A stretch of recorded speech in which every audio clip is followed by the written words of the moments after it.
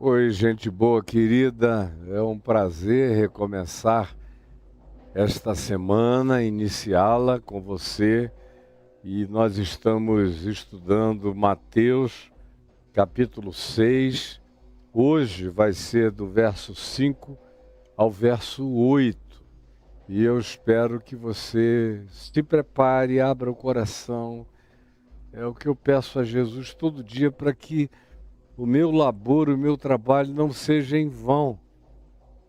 Na realidade, é a minha paixão em vão. Eu não posso nem chamar o que eu faço de meu trabalho, porque eu sou um apaixonado e a paixão não deixa você trabalhar. Tudo que eu faço, para você pode ser um trabalho, mas para mim é meu gozo, é minha vida, é meu alimento, é meu sustento de ser, é o carnegão da minha alma, é a pulsão mais essencial do meu ser, é o meu significado absoluto. É isso que eu faço. Para você eu não sei o que significa, mas para mim, Cristo e o Evangelho que Ele me deu para pregar tem esse poder incomparável e de natureza absoluta, enraizado no meu ser. É o sentido da minha própria vida, existência, projeção e de todos os meus significados. E eu peço que o Senhor abra o entendimento de quem chegue aqui, para que essa palavra se transforme em vida. Se transforme em vida, em carne, em sangue, em movimento, em pensamento, em sentimento, em emoção, em razão, racionalidade espiritual, segundo o pressuposto da mente de Cristo, segundo os paradigmas eternos dos princípios de Jesus, todos eles convergentes para a prática do amor e daquilo que dele, do amor, decorre como fruto. É o que eu peço todo dia e peço de novo que aconteça agora conosco. Eu quero correr, não tenho tempo a perder. O verso 5, no prosseguimento do que Jesus vem falando, sobre os cuidados com o exercício da nossa piedade diante dos homens, para que ela não se transforme em plasticidade, em teatralidade, em performance, em vacuidade, em nulidade, total diante de Deus, total diante de Deus, é que ele diz: guardai-vos de exercer a vossa piedade, a vossa justiça, a vossa suposta espiritualidade diante dos homens, para os homens, para a percepção humana, social, com o fim de ser vistos, percebidos. De outra sorte, não tereis nenhum tipo de galardão junto ao vosso Pai Celeste, Porque se a espiritualidade de vocês se transformar em performaticidade religiosa, de maquiagem, de palidez, de piedade falsificada, de expressão de humildade, de generosidade, de interesse em coisas espirituais que são só para causar emulações impressionantes no coração daqueles que adoram idolatrar a suposta superioridade espiritual de alguém apenas para aplaudir. E não se torne você esse indivíduo que come aplausos, que vive de aplausos e de louvações e de incensamentos. Porque se você se tornar essa pessoa, isso é tudo que você vai ter. E acaba no dia que você morrer, ou no dia que você perder a possibilidade de ir para a rua, para a praça, para a sinagoga, para a igreja, para a congregação, para o palco do teatro das suas performaticidades. Esse é o resumo introdutório. Aí ele falou do dinheiro, da oferta, da esmola, do socorro, do ato de compaixão misericordiosa que se transforma em materialidade socorrista em favor daquele que precisa. E eu fiquei aqui 3 dias falando a respeito disso, está tudo gravado aí na plataforma do YouTube. E eu iniciei falando sobre oração, e é onde a gente está. E quando orardes, diz o verso 5, não sereis. Eu gosto de prestar atenção nos verbos simples. Presta atenção comigo. Quando orardes, não sereis. É impressionante, porque semelhantemente à esmola, que eu disse que o ato de dar, pervertida e falsificadamente, muda o ser, como Jesus aqui usa palavra semelhante para descrever essa mutação perversa que é a hipocrisia, que o mascaramento produz na gente, de modo que existe uma extinção identitária, genuína dentro de nós, pela prática da hipocrisia. Ninguém pratica a hipocrisia contínua, recorrente, consistentemente, sem que sofra uma alteração profunda, radical e, às vezes, imutável de caráter, quando se transforma num vício existencial horroroso, que é um dos mais condicionantes e perversos que podem alcançar a vida humana. Do mesmo modo que acontece com o dar, o doar, e o transformar isso num espetáculo de publicidade e marketing da sua espiritualidade, Jesus diz que a mesma coisa acontece com a oração, com o ato de orar, de buscar a Deus, e fazer isso não por Deus, nem para Deus, nem diante de Deus, nem por causa de Deus, mas por causa do palco, por causa da fachada, por causa do desempenho, por causa da demonstração, por causa da vontade de impressionar, por causa do desejo de ser visto, percebido, aplaudido, entronizado, glorificado pelos homens que não sabem nem quem você é.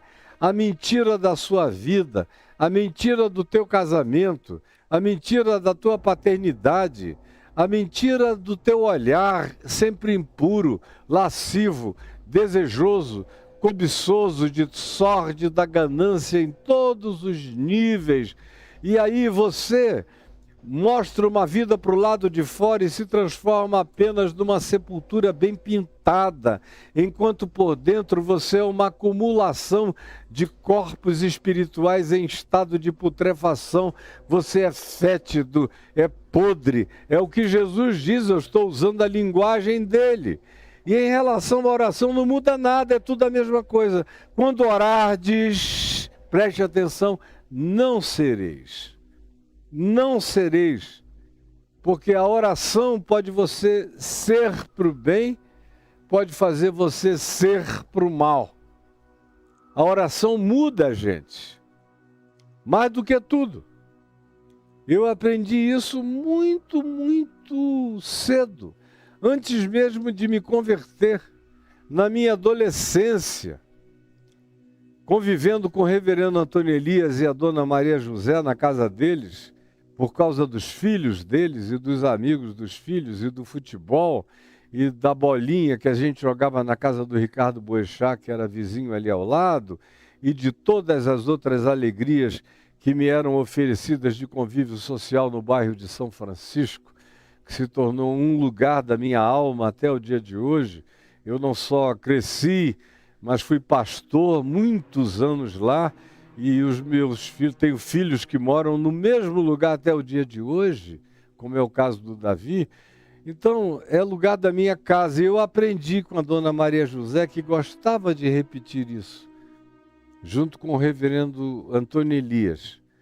Essa coisa de dizer, olha, quando a oração não muda nada aparentemente à nossa volta, quando ela é feita com sinceridade na presença de Deus, ela muda a gente.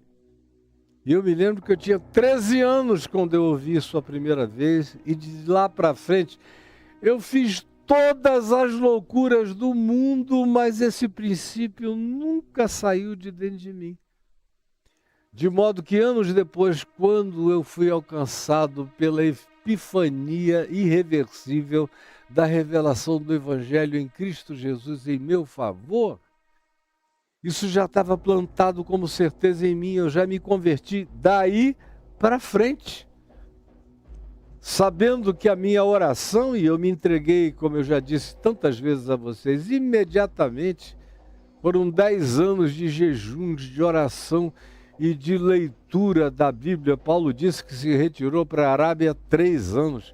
Eu entrei numa Arábia existencial 10 anos, saindo para pregar, fazer cruzadas, pregar em universidades, campos, eventos, na televisão, nos rádios, nos teatros, mas o meu caminho era de volta para dentro daquele quarto, para aquela porta fechada. E aonde eu ia, para os lugares onde eu pregava, eu quase nem convivia com as pessoas que estavam organizando os eventos, nos ginásios, nos estádios, nos teatros, porque eu pregava, voltava para o quarto, me ajoelhava e ficava igual um camelo na presença de Deus em intercessão. Foram os 2 anos que estabeleceram os fundamentos da minha consciência espiritual, do meu enraizamento e da natureza do meu ser até o dia de hoje. Até o dia de hoje. Em mim e eternamente. Mas eu aprendi que oração muda a gente se transforma num outro ser. Se ela é feita com essa hipocrisia religiosa, ela muda o nosso ser para o mal, para a plasticidade, para a teatralidade, para a performaticidade viciante. E aí depois de um tempo você não consegue orar mais sozinho, porque não tem uma testemunha para dizer, eu vi como esse cara se ajoelha, como ela ora, como ela intercede, como ela é piedosa, como ele é sincero. Sem gente você não ora mais. Por isso você só ora em companhia de terceiros, porque você precisa do público. Por mais que você não vá para a praça, nem para a esquina. Ou não grave a sua oração para postar, como tem gente que só ora orações gravadas para postar. E sem gravação não há oração. Esses já receberam o seu galardão, que é o vácuo absoluto e eterno. Nunca vos conheci, não sei quem vocês são, ou como diz Paulo, de nada vos aproveitará. É como bronze que soa, é como símbolo que retine. Agora, quando a oração é praticada conforme Jesus ensinou, ela muda a gente se torna para o bem. Sereis, ou sereis como os hipócritas, ou sereis como Jesus o Cristo. São dois modelos que o Evangelho está me apresentando de espiritualidade. A espiritualidade religiosa hipócrita, performática, de apresentações, de exibicionismo, de ostentação e nada mais do que isso, e aplausos humanos e silêncio divino, e oquidão espiritual absoluta. Creia que se você viveu assim até agora, a razão pela qual você é tão infeliz, oco, insatisfeito, medicado, aflito, ansioso, angustiado, desesperado, é por isso. Você exerce uma espiritualidade sem espírito, sem essência, sem âmago, sem Deus, sem verdade interior, sem intimidade com o Pai. Então o que sobra é a oquidão das multidões, porque quanto mais multidão, menos gente você tem na companhia do seu ser. Quanto mais multidão, menos gente você tem na companhia do seu ser. E aí vem Jesus e diz, quando orardes, não sereis, porque vocês se tornam. Quando vocês oram como hipócritas, vocês se tornam essas pessoas, não momentaneamente apenas. Não apenas no ato e na hora e no tempo da performaticidade, da performance. Não, vocês se tornam no ser. A mente de vocês passa a pensar como a mente de um hipócrita. A cognitividade de vocês interpreta como a cognição de um hipócrita. Os sentimentos de vocês serão sentimentos de um hipócrita. E o hipócrita gostaria de viver no mundo de Truman, onde tudo é gravado. O hipócrita gostaria de viver num Big Brother de falsa espiritualidade. É o desejo maior do hipócrita, é que cada ato dele seja transmitido, seja visto, seja verificado, seja louvado, seja de algum modo aprovado e exaltado diante dos homens.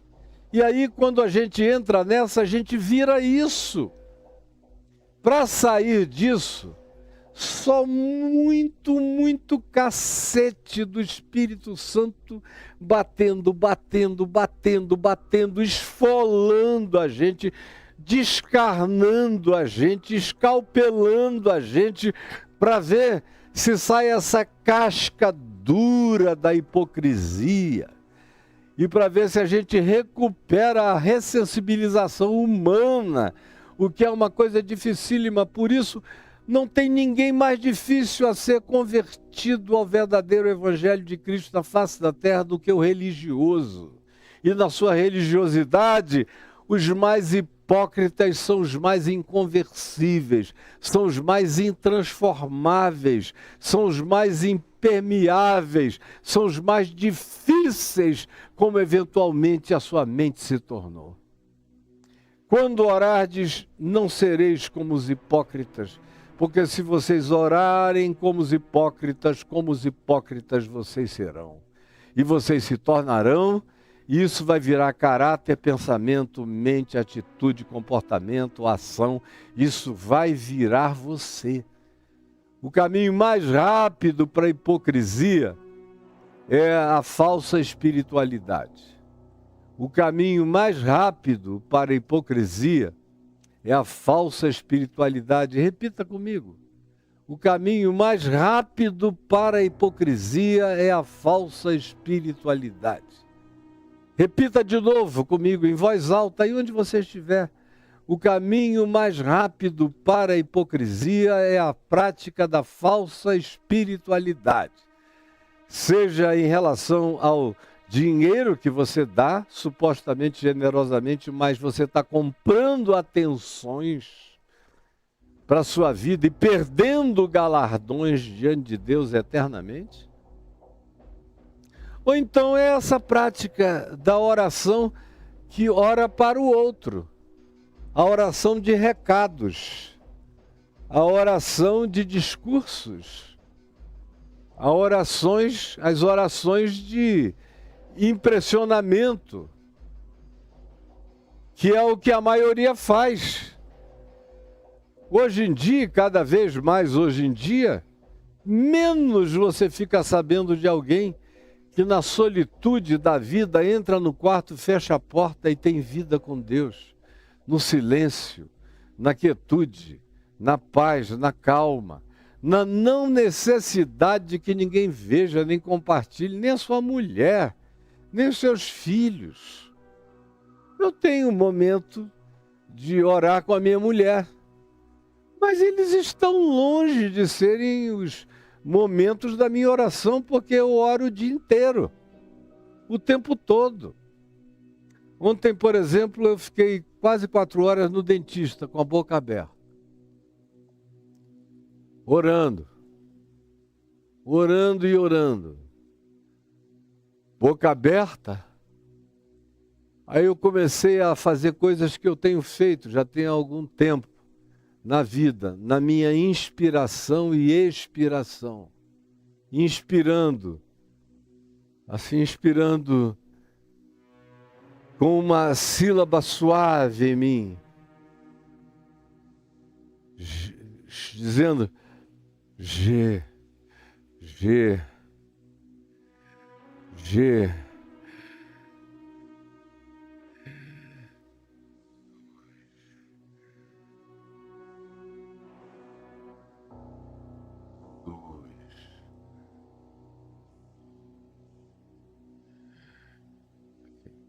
Yeah. Yeah.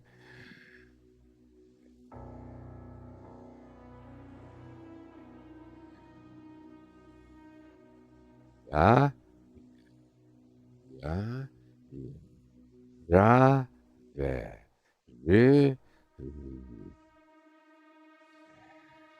boa.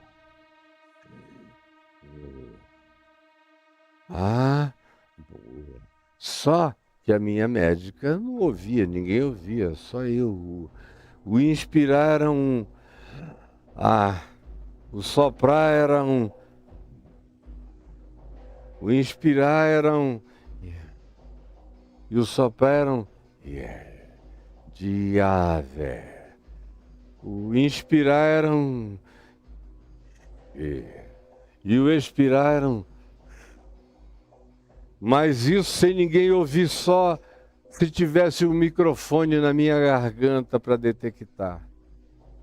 Isso é um exercício básico da minha mantra pessoal, enquanto a minha mente fica rodando em torno dos temas da minha intercessão. Com esse nome, essa mantra santa, como respiração, inspirada no Salmo 150, todo ser que respira.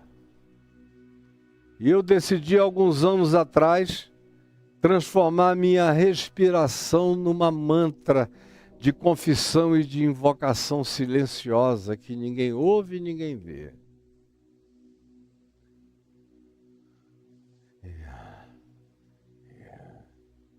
Javé. Jesus, Senhor, e dentro de mim um volume de intercessão. Essa é minha, totalmente minha. Cada um desenvolva os seus modus operandi de fazer o círculo da oração, fazer um ciclo vicioso, que Paulo chama de orar em todo tempo no Espírito.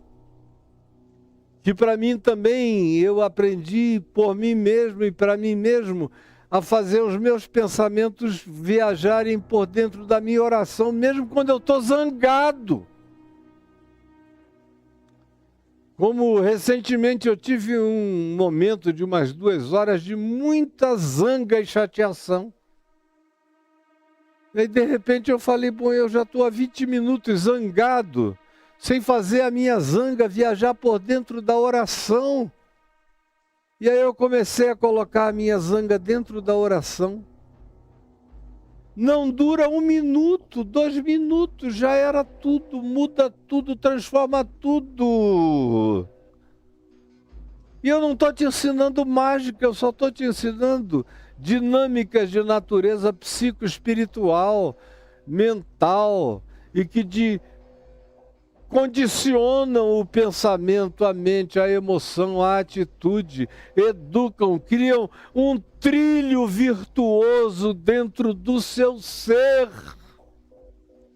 Colocam um caminho firme dentro de você que não dá espaço para tergiversação, que gera a mistura e a perversão cognitiva e de entendimento e de compreensão espiritual no homo pneumáticos.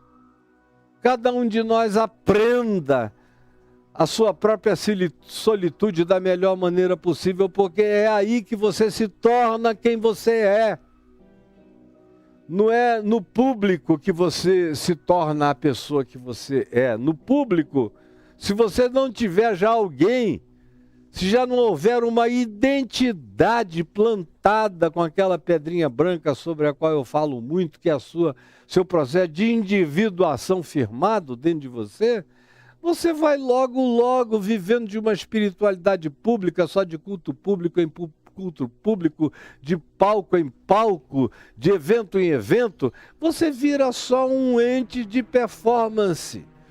Você se torna uma inteligência artificial de performaticidade, de engano religioso e nada além disso. Entendeu? Entendeu? Quando orardes, portanto, não sereis como os hipócritas, senão vocês vão se tornar exatamente isso, porque esse é o caminho mais curto. Para alguém se tornar um hipócrita é através da perversão da espiritualidade. Porque eles gostam, os hipócritas. É outra palavra que você tem que internalizar, é a palavra gostar. Chega a um ponto que o cara só gosta disso. Como a grande maioria dos crentes. Se você der um conselho a ele, minha filha, meu filho, entra no teu quarto, fecha a tua porta e fala com teu pai que está em secreto sobre isso. Não precisa falar nem comigo, nem com ninguém. Não precisa pedir oração pública em lugar nenhum, que a oração pública é outro artifício, é outra armadilha, é outra arapuca. Em nome da piedade pública, o cara vai lá e diz que ele está preocupado, ou que ele quer interceder por alguém que está passando um problema muito grande, aí ele fofoca contando a história da pessoa em nome de um pedido de oração. Tudo isso que vocês fazem já no hábito. O que eu estou dizendo aqui, que é a naturalidade do Evangelho, para vocês, para muitos de vocês, já é a anormalidade. Porque vocês naturalizaram a hipocrisia dos fariseus na prática das diversas manifestações de espiritualidade de vocês. Então não sereis como, porque se fizerdes assim, sereis como? Tornar-vos-eis como eles. Não vos diferenciareis deles, é o que Jesus está dizendo. Porque eles gostam. Eles gostam. Assim como você aprendeu a gostar disso. Tanto é que você não gosta de nenhuma reunião que você chame de intimista, onde hajam 2 ou 3 no máximo reunidos em nome dele, como ele falou, em harmonia, em oração, em perdão, em graça. Não, isso não te serve. Oração para você fica cada vez mais poderosa quanto mais gente tem, quanto mais gritaria houver, quanto mais celeuma carregar. Parece que Deus é o Deus das celeumas, o Deus dos alaridos, o Deus das gritarias, o Deus das apoteoses, o Deus das sapucaís religiosas, das gritarias, das suas ousadias gritando, levantando a mão, da sua suadeira enlouquecida. Vocês gostam disso. Isso é viciante, é altamente viciante. Você quer saber o quão viciado você está? Determine fazer o oposto do que você faz até agora. Tem pastor que eu conheço, que são celebradíssimos no Brasil inteiro, mas que me dizem no particular, Caio, sabe qual é o meu maior problema? Eu até consigo convocar uma reunião de oração, ir lá orar numa vigília, ou nisso ou naquilo. Depois, na pandemia, agora tem muitos pastores que fazem reuniões de oração através de plataformas de oração, de Zooms ou de outros do gênero. Tem gente muito sincera fazendo isso. E eu estimulo todos os que eu vejo que fazem com sinceridade, mas há uma multidão que só está na performaticidade. E aí, quanto mais eles oram, como diz o ditado popular, mais assombração aparece, porque aquela oração e nada é a mesma coisa. É quase uma invocação às presenças que habitam o vazio do espírito. A oquidão, a casa varrida e ornamentada, sem presença dominadora do mais valente Cristo morando em mim. Essa vaziez bem mobiliada é o lugar ideal para presenças malignas satanizadas. Cuidado, porque isso desperta gosto. E quando a gente aprende a ter gosto nesse tipo de espiritualidade, o cara diz, não, eu só vou para esses lugares. E quando ele tem vergonha de dizer que ele é assim, todavia, a gente sabe que ele é assim pelas escolhas que ele faz. Ou como quando ele opina e diz, não, eu não gosto daquela igreja ali, porque eu chego lá, todo mundo ora tão silenciosamente que parece que Deus não está presente. Porque o Deus dele não é o Deus de Elias. O Elias da carruagem de fogo, do fogo que desceu sobre o Monte Carmelo, e depois correu para o Monte Horebe, com medo de ser morto por Jezabel, e quando chegou lá, veio um terremoto que tremeu o monte todo, e ele mesmo diz, mas Deus não estava no terremoto, na pentecostalização do fenômeno do terremoto. Depois passou o terremoto e veio um vento tão poderoso, que era tão forte, que fendia, quebrava, despedaçava rochas no Monte Horebe. E o Elias do fogo, da carruagem de fogo, dos milagres, todavia diz, mas Deus não estava na tempestade, nem no vendaval, nem da demonstração daqueles poderes que nem as pedras suportavam e rachavam. Até que, de repente, no silêncio de tudo, se ouviu um...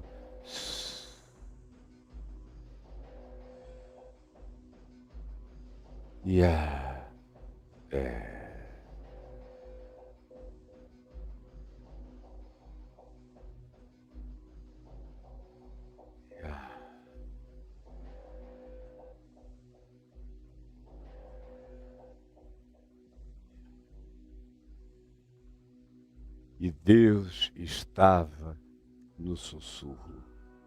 E Deus estava no sussurro. Mas vê, se as igrejas que fazem campanha de Elias largam qualquer coisa a não ser fogo do céu para matar os falsos profetas de Baal. É tudo onde eles ficam, porque a espiritualidade, quanto mais se aproxime do padrão de Jesus no Evangelho, do silêncio, da porta fechada, da quietude, do silêncio, da intimidade, do falar com Deus, ou do não dizer nada, porque apenas se abre como um flagrante exposto, no arreganho do seu ser sincero, na presença daquele para quem você existe nu, por fora, por dentro, no seu inconsciente, aonde quer que haja um você, em você, aí Deus está. Cuidado, portanto, para não aprender a gostar do que Jesus desgosta. E na nossa prática espiritual, a maioria de nós se viciou em gostar daquilo que Jesus desgosta. Daquilo que Jesus diz, não sejam, não façam e não pratiquem. Não sejam, não façam e não pratiquem. Interessante que ele encontra com prostitutas e ele denuncia a prostituição dos que pagam pelas prostitutas, porque a prostituta é só uma faminta. Olha, eu conheço prostituta desde a minha infância, mas muitas, elas me adoram, me amam até o dia de hoje. Garotas de programa, me respeitam. A vida inteira. E eu nunca vi uma garota de programa dizer, ai que bom que eu tenho um programa. Ai meu Deus, vou ter que fazer um programa com aquele cara, mas eu estou precisando do dinheiro. É tudo dinheiro. Fica ali olhando para o relógio, o cara está lá mandando ver, ela contando a hora. Ela vende 1 hora em geral, e se passar de 1 hora, o cara vai ter que pagar o triplo para ela ficar, porque ela não aguenta mais. Aquilo é tudo para ela, menos sexo. Posicionar-se em geral não mudam nem de variação de posição. O que elas me dizem, eu boto da minha melhor posição, que é de 4, que é para nem ver a cara do bicho. E se for no mano a mano, eu fecho o olho, que é para não ver. E prendo a respiração, que é para nem sentir o cheiro.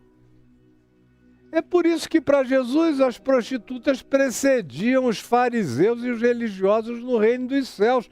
Porque eram pessoas trabalhando no esgoto, fazendo o trabalho sujo que ninguém queria e que elas próprias abominavam. Toda prostituta quer ter um amor, quer casar, quer ter filhos, quer viver. Aquilo ali, na maioria esmagadora das vezes, é apenas uma condição da qual não conseguiram sair. Quando Jesus denuncia a prostituição, nos dias dele, a prostituição era masculina, era o homem que pagava. Diferente da mulher de Oséias, a Gomer, que era uma adúltera prostituída, como Marcelina, mulher de Cláudio Imperador, que tinha prazer na variedade e não queria dinheiro para receber, porque ela era uma doente tarada naquele vício. Não é o caso das prostitutas da terra, na maioria absoluta das circunstâncias. Portanto, você não vê Jesus dizendo nada disso para as prostitutas, porque as prostitutas estão acostumadas a orar no quarto, porque elas têm vergonha de falar na presença dos homens com Deus. Naturalmente elas já estão falando baixinho, como o publicano, acerca do qual eu falei na sexta-feira, junto com o fariseu no templo, que não tinha coragem nem de levantar a cabeça, batia no peito e dizia, tem compaixão de mim, porque eu sou um pecador. Esse povo que você despreza está anos-luz na sua frente, na presença de Deus, porque eles não fazem o que Jesus disse que era para não fazer. E tem mais chance de não se tornar alguém tão perverso espiritualmente quanto você, porque não praticam aquilo que perversifica o espírito e transforma a pseudo-espiritualidade em pseudo-espiritualidade, em plasticidade, em falsificação, em estelionato, em teatralidade e nada mais do que isso. O perigo é que as pessoas aprendem a gostar. E você aprendeu a gostar. Para desistir disso, para você é um problema.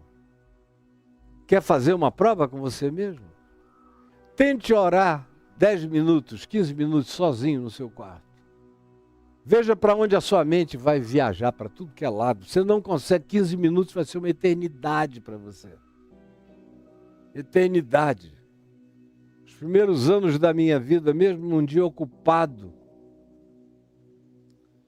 eu acordava às 4h30, 5 horas da manhã, entrava no meu quarto de oração e de estudo, ficava lá orando, jejuando, de joelhos, com a minha Bíblia aberta entre leituras e orações, até 8 horas da manhã. 8 horas eu descia, tomava um café, voltava, subia, ficava mais 1 hora estudando de maneira objetivamente prática a Escritura, para as pregações que eu iria ter que fazer naquele dia em diversos lugares diferentes, e aí saía.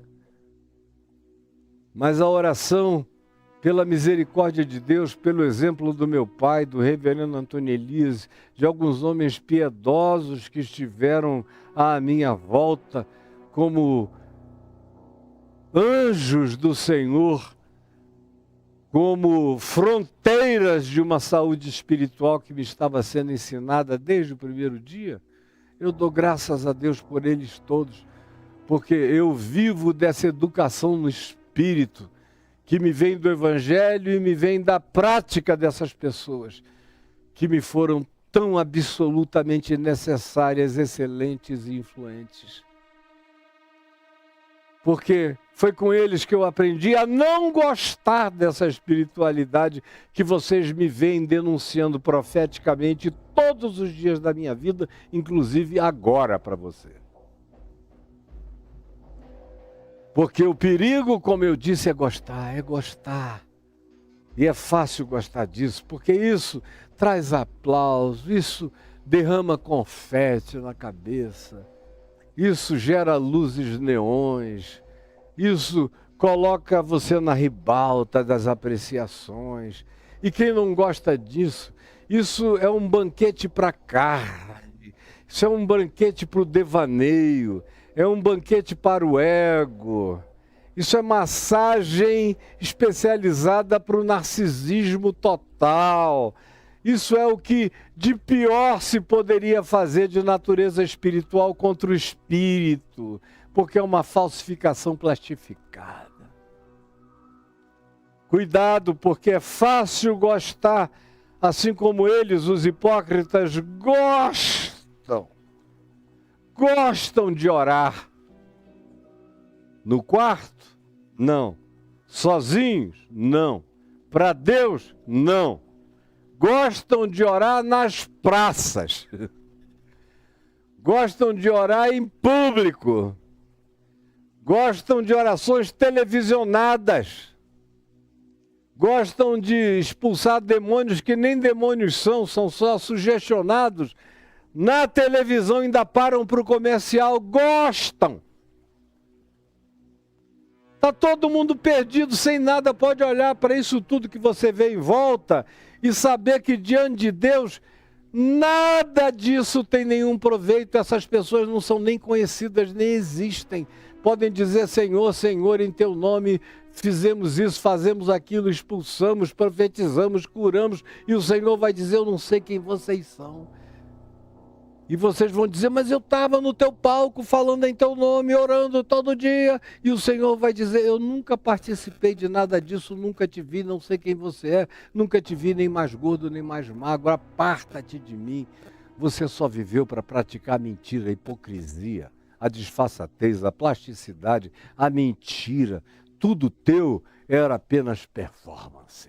Não sei quem você é. Eu lido com indivíduos, com pessoas, não com personas e performances. Mas é tão fácil gostar disso. É tão fácil gostar de se posicionar em pé na sinagoga, na igreja, na congregação, nos cantos das praças, nos ar livres, nas marchas, nos palcos, para serem vistos pelos homens, para serem televisionados, para serem gravados, para serem expostos, para serem divulgados.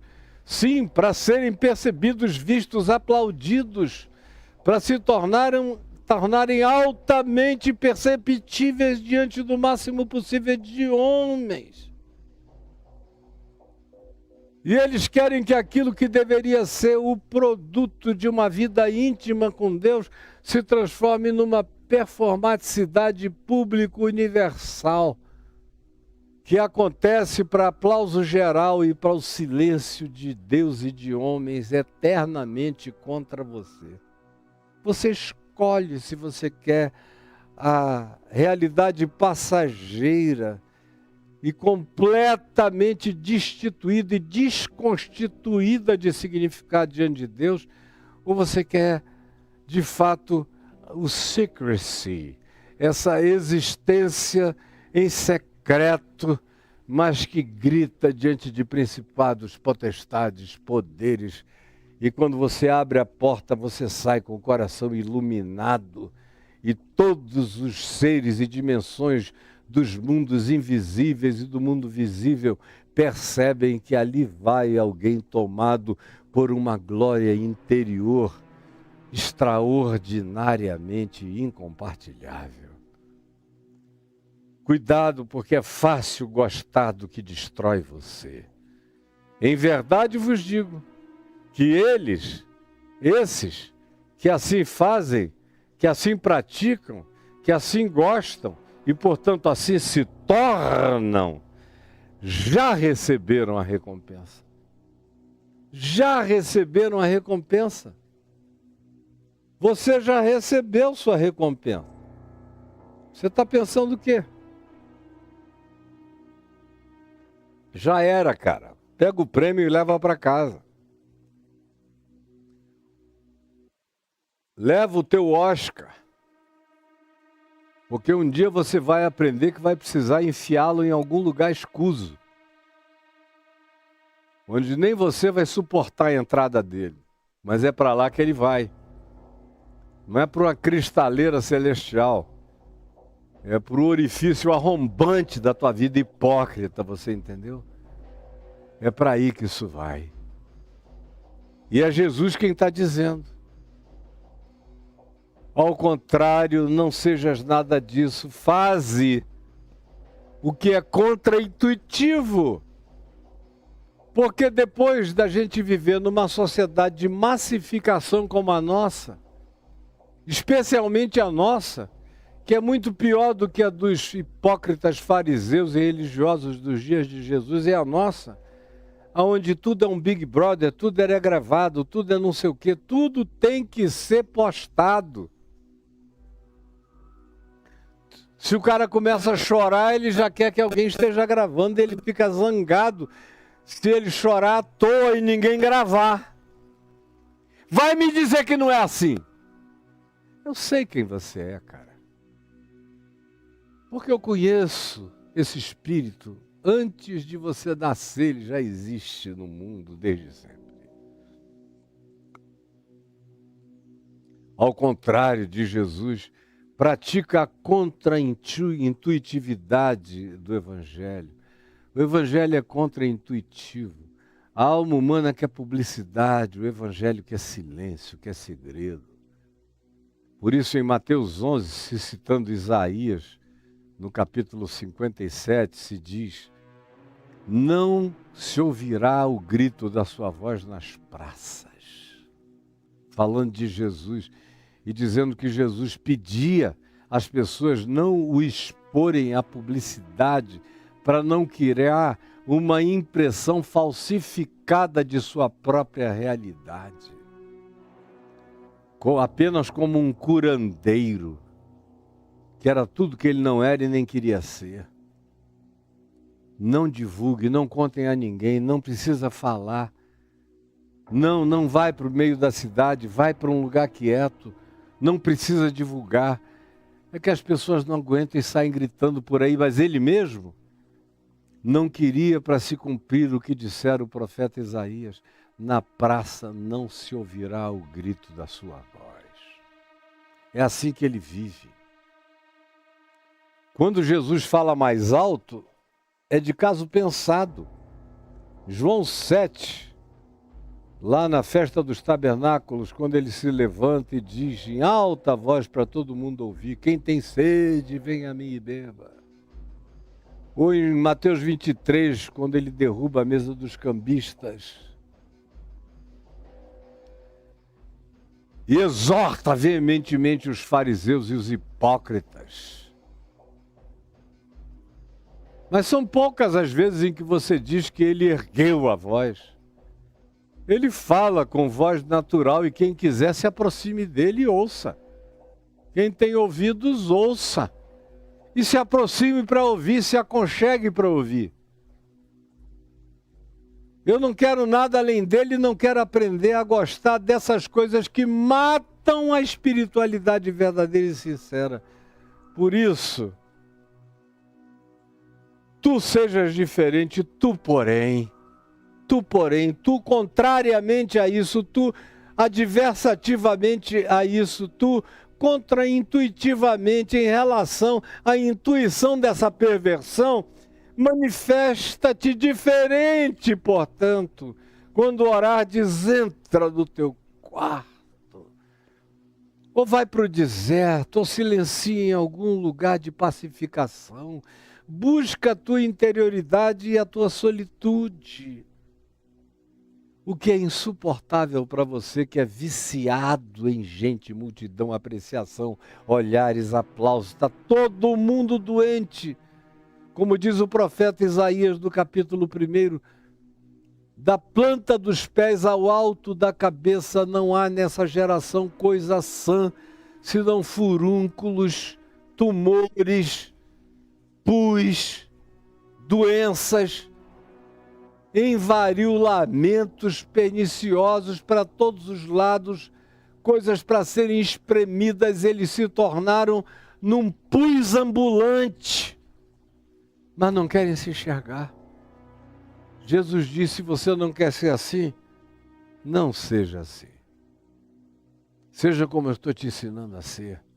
Tu, porém, quando orares, quando tiveres essa pulsão do tópico específico da oração, da intercessão, do derramamento do teu ser na presença de Deus, do abrir e do escorrer da tua alma indistinta e indiscriminadamente, livre e soltamente na presença de Deus, fecha a tua porta, impede as visualizações, não fala nada para ninguém, fica quieto. Eu aprendi com meu pai, por exemplo, que era capaz de guardar uma oração durante anos e anos e anos e te contar décadas depois. Décadas depois, não tem pressa. Meu pai, que vem em secreto, me recompensa. Às vezes ele contava só quando que ele orava e pelo que ele pedia se cumpria de maneira total, clara e irreversível. Aí, muito discretamente, ele dizia: desde o dia tal, no ano tal, que eu venho orando todos os dias por essa situação. Demorou 10 anos ou 15 anos, mas eis o que o Senhor trouxe como solução. Está ali. Tu, porém, quando orares, entra no teu quarto e fecha a porta. Orarás a teu Pai. Orarás a teu Pai. Diferentemente disso, é aquele cara que só conversa com o Pai nos banquetes. Ele desse lado da mesa, uma mesa de 30 metros, ele na outra ponta e fica conversando com o Pai. Pai! Obrigado aqui por essa comida, meu Pai! Vou te mandar uma mensagem no celular, tá, Pai? Porque não dá para ouvir, a multidão é muito grande, é muito barulho. A maioria se torna patética assim diante do Pai que está nos céus.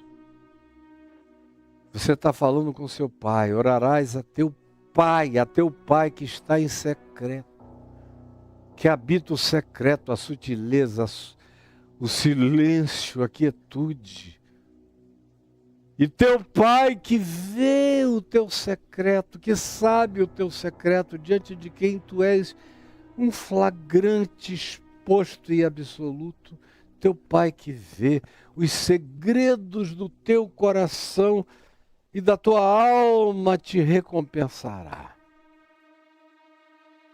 E hoje, é aqui que eu vou parar, pedindo a ti, Jesus, que eu que li, como quem lê para deficientes visuais que não sabem a linguagem dos deficientes visuais em braille, foi só o que eu fiz.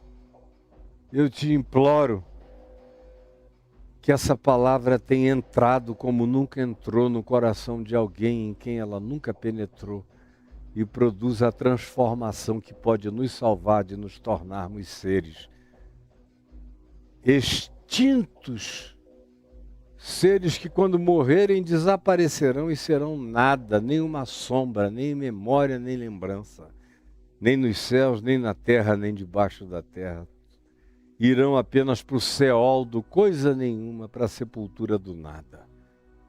Salva-nos disso, eu te imploro, em nome de Jesus. Agora, eu quero falar com você o seguinte: eu tenho dito que nós vamos lançar tudo que eu faço aqui em português, em inglês, francês, italiano e espanhol, de início, de saída, e já vai começar agora. O meu amigo para quem eu mandei o primeiro experimento, que foi quem pegou e juntou os aplicativos com outros amigos nos Estados Unidos, chegou hoje aqui no Brasil e vai ficar 1 mês e meio para a gente fazer tudo que já está feito. É só para a gente começar a botar no YouTube americano, e inglês, e australiano, em qualquer lugar. A mesma coisa em francês. Você que já me assiste em espanhol, pedindo a Deus todo dia que eu faça um programa em espanhol para você, você vai ter. E em francês também, depois virão as outras línguas. É um momento de Pentecoste, que o Senhor está me dando a chance de, antes de partir para a eternidade, experimentar, provar, ver com os meus próprios olhos. Ele está me concedendo a bênção de me alegrar no meu espírito com essa possibilidade de ver o Evangelho também através desse serzinho mínimo que eu sou, trazer uma contribuição para que ele seja ouvido em todas as nações. E só então depois virá o fim. Primeiro, o Evangelho do Reino tem que ser pregado a todas as nações. E o Evangelho do Reino não é o cristianismo, não é o reformismo, não é o missionarismo evangélico. Isso tudo é o que vai contra o Evangelho do Reino, gerando preconceito, gerando raiva, ódio, repúdio, nojo, asco, na maioria dos povos e culturas do mundo, porque não é evangelho, é imposição cultural. E no meio dos evangélicos é um evangelho norte-americano todo poluído pela doença religiosa puritana perversa, pentecostalista, adoecida dos norte-americanos que nos catequizaram no Brasil mais do que qualquer outra ação missionária inglesa ou alemã ou de qualquer outra natureza. Foi a dos americanos que nos corromperam tanto assim e continuam a nos corromper como corromperam a eles próprios. E são hoje o maior campo missionário do mundo. É o ocidente da terra, é pior do que o Oriente, a Ásia ou qualquer outro lugar onde uma palavra de Jesus ainda é acolhida com surpresa magnífica. Pois bem, eu quero apresentar a você uns samples dessas coisas que estão vindo por aí e que vão ser tudo que eu falei hoje aqui, logo, logo, 1, 2 horas depois de eu ter falado, vai estar tudo em inglês rodando no meu YouTube em inglês, nos Estados Unidos, na Inglaterra e nos outros países de língua inglesa. A mesma coisa em francês, em espanhol, em italiano. Depois virá até em russo. Virá em línguas todas. É um privilégio para o qual eu peço a sua ajuda, porque eu vou precisar de ajuda, de oração e de recursos, para a gente divulgando isso pela terra inteira. Então veja, roda, Caio, por favor. But when we actually meet Jesus, when true discipleship comes in, you don't need to become a full-time preacher, just doing it like Peter, James, John, Andrew, and the others he eventually called, about whom we will talk later in chapters 10 and 11. And so they lived full time because they were called to be apostles, that is, sent with a message, with good news. It gave them a call requiring completeness of time, all the time until the end of life. Now there were others. They became disciples. It means one who accepts the master's discipline. This is the meaning of the word disciple. Bom, isso aí foi em inglês. Qual é o próximo na linha aí, ô Caio? Qual é o próximo, Caio, que você tem aí para apertar o botão? Aperta em espanhol, Caio. Rápido! Vamos lá, vamos lá. Quando realmente conoces a Jesús, cuando se establece el verdadero discipulado, no tienes que convertirte en un predicador a tiempo completo solo por hacer eso, como fue el caso de Pedro, Santiago, Juan, Andrés y los otros que él llamó, de quienes hablaremos más adelante en los capítulos 10 y 11. Vivían a tiempo completo porque fueron llamados a ser apóstoles. En otras palabras, fueron enviados con un mensaje, con buenas nuevas. Esto les dio un llamado de tiempo completo, todo el tiempo hasta el final de sus vidas. Ahora había otros. Se convirtieron en discípulos. Significa uno que acepta la disciplina del maestro. Ese es el significado de la palabra discípulo. Já. Qual é o próximo, Caio, que você tem aí para rodar? Deixa eu fazer só um esclarecimento. Mais lorsque nous rencontrons réellement Jésus, lorsque le vrai disciple arrive, vous n'avez pas besoin de devenir un prédicateur à plein temps. Il suffit de le faire comme Pierre, Jacques, Jean, André et les autres qu'il a finalement appelés, dont nous parlerons plus tard dans les chapitres 10 et 11. Et ainsi, ils vivaient à plein temps parce qu'ils étaient appelés à être apôtres, c'est-à-dire envoyés avec un message, avec une bonne nouvelle. Il leur a donné un appel exigeant l'intégralité du temps, tout le temps jusqu'à la fin de la vie. Maintenant, il y en avait d'autres. Ils sont devenus disciples. Cela signifie celui qui accepte la discipline du maître. C'est le sens du mot disciple. Esse aí foi em francês. O esclarecimento é que quando vocês viram que quando eu gravei isso aí, eu estava ainda lá em cima, fazendo com o Braulio. E o som era muito ruim, muito pior do que o som que está aqui agora, que é um som profissional. Então não vai ficar com esse som está meio enlatado, mas sou eu, minha voz, tudo meu, mas vai melhorar imensamente a qualidade. Depois do francês você vai ouvir agora o italiano, ouça aí. Ma quando si incontra davvero Gesù, quando si instaura il vero discepolato, non è necessario diventare predicatori a tempo pieno solo per questo, come nel caso di Pietro, Giacomo, Giovanni, Andrea e gli altri che chiamò, di cui parleremo più avanti nei capitoli 10 e 11. Vivevano a tempo pieno perché erano stati chiamati ad essere apostoli. In altre parole, erano stati inviati con un messaggio, con una buona notizia. Questo ha dato loro una vocazione a tempo pieno, per tutto il tempo fino alla fine della loro vita. Ora ce n'erano altri. Diventarono discepoli. Significa uno che accetta la disciplina del maestro. Questo è il significato della parola discepolo. Então veja, você vai poder me ajudar. Eu preciso de duas ajudas. A primeira é de oração, mesmo. A segunda é de patrocínio. Patrocínio. Nós vamos também buscar patrocínio em outros lugares, outros países, mas eu preciso começar no Brasil, porque é daqui que nós vamos emular e catapultar tudo isso. Se você sentir que a sua empresa pode ajudar, você pode ajudar, então tem dois modos de ajudar. O indivíduo que está vendo aí o QR Code, é só aproximar a câmera, você sabe o modus operandi e ajudar. Tem em cartões, tem Pix, tem todas as designações. Assim como passa aí também o Pix ministerial do meu ministério, da Vem Ver TV, e eu peço que você colabore.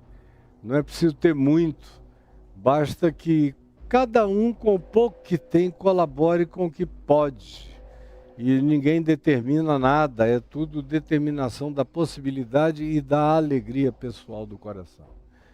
E a segunda coisa, se você tem empresa e você acha que a sua empresa pode ajudar, pode fazer contato aqui com a gente nesse canal do WhatsApp. Cadê o canal do WhatsApp? Deve estar, bota ali, ó, canal caiofabio.net/canal WhatsApp.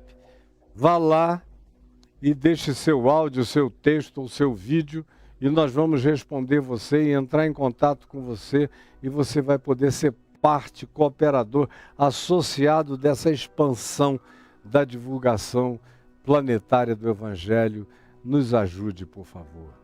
E que Deus te abençoe. Eu volto com você, com a graça de Deus, amanhã, às 11 horas da manhã, em nome do Senhor. Um beijo. Deus te abençoe e até amanhã, com a graça de Deus.